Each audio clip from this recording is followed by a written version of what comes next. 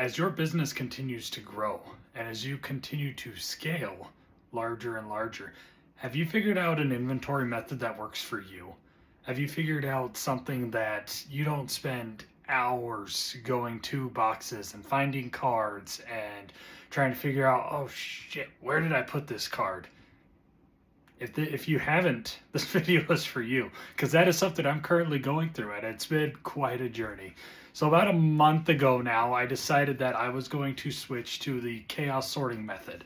And if you don't know what the chaos sorting method is, essentially it is you grab a stack of cards, you feed it through a scanner, you list it on eBay, TCG Player, whatever that looks like for your business, and you don't sort it, you don't organize it, you don't alphabetize it, you don't put it by set or number. You just scan it, throw it in a box, and go. And for me, that has been a huge time saver. It has come out recently, though, from other YouTubers that they have seen a decline in YouTube impressions and sales when they do this method. And that is because they're not combining listings. So something that I do once a week is on the platform that I utilize, TCG Automate, they allow a combined feature. So as long as your naming conventions are the same for the cards, you can go in, you can import your active eBay listings into TCG Automate. It'll then spit out a report, combine all of your listings. It'll then give you a report that shows where you need to move cards.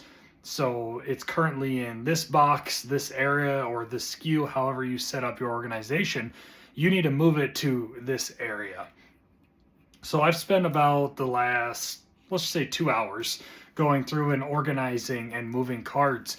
And let me tell you, it's a pain in the ass when you have an inventory my size. I had about 430 cards that I had to move areas. And let me tell you, it's not as simple as, oh, there's 50 in this one, it goes in this slot. Nope, it goes here, it goes here, it goes here. And I'm okay with that, to be completely honest. As big as a pain in the ass as it was, it saves me so much time in other aspects, right? So I don't have to sort, I don't have to organize. It spits out a report. I could do it. Now, I haven't done this in a week and a half, 2 weeks, so it's probably my fault, and I've imported 7,000 cards, quite a bit of cards over the very short period where I did not do this method. So that's of my own making, right? But if you were to do it, let's just say every 2 days, every 3 days, every week, whatever that process looks like, I haven't yet determined what mine is going to look like. But it's not going to be as time conducive and spending a lot of time going through. The issue that I have, and the reason it takes me so long, is you can see my space is very limited. So I have boxes that sit on boxes. Over to my right here, I'm not going to show you that area, but where I currently have 4 boxes sitting on my shipping table because I was just finishing up and decided I'd record this video. So I don't have much space to organize, but for those folks that have pull-out drawers or not as large inventory, figure I'm up to, what, 60,000 cards now? So there's a lot of boxes. And when you have a lot of boxes, if you don't have space, you have to move the boxes. That's what takes me the longest to move the cards. It's not the, oh, here's one, move, here's one. Nope, it's, okay, I gotta move this box to get to this box. And you get the idea, right?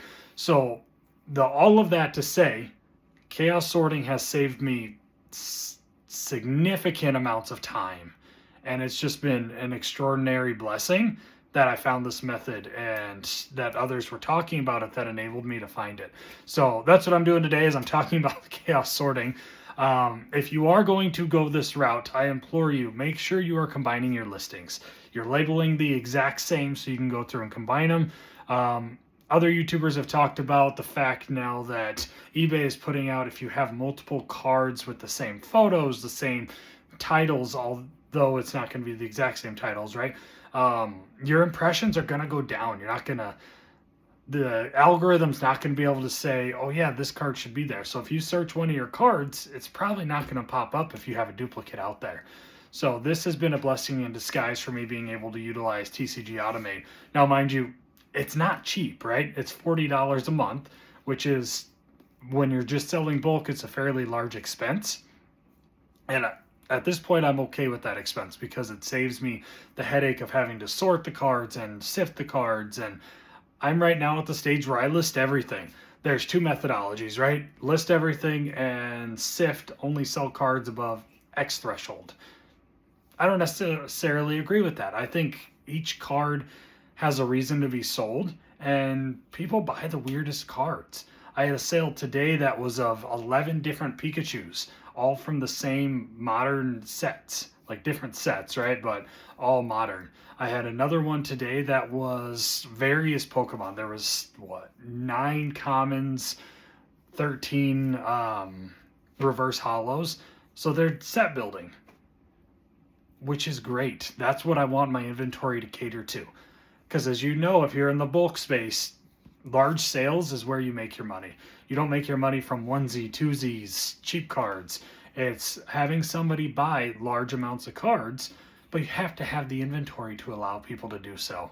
You have to have every common, uncommon from Pokemon, Magic, whatever set you're selling, you have to try to have all of the cards for that set and multiple quantities, which I'll never understand why somebody buys 8 of the same Magic card. Unless they're doing like custom Etsy designs or something like that, right? And again, you don't know what somebody's building. And all right, I'm going to get off my high horse on that one. I tangented a little too far away from the topic of this video. So we're going to backtrack. Chaos sorting.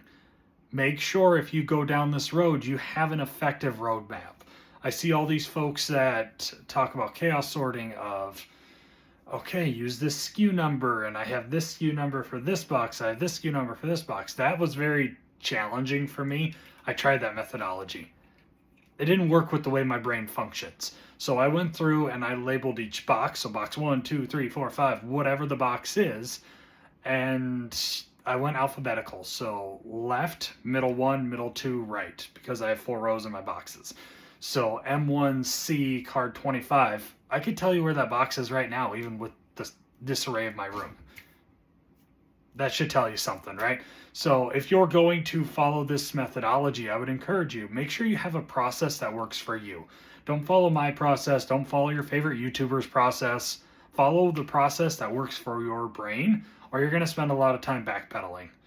That is something that I'm learning as I continue going down this journey. Yes, watching YouTube is great. Yes, learning from others is fantastic.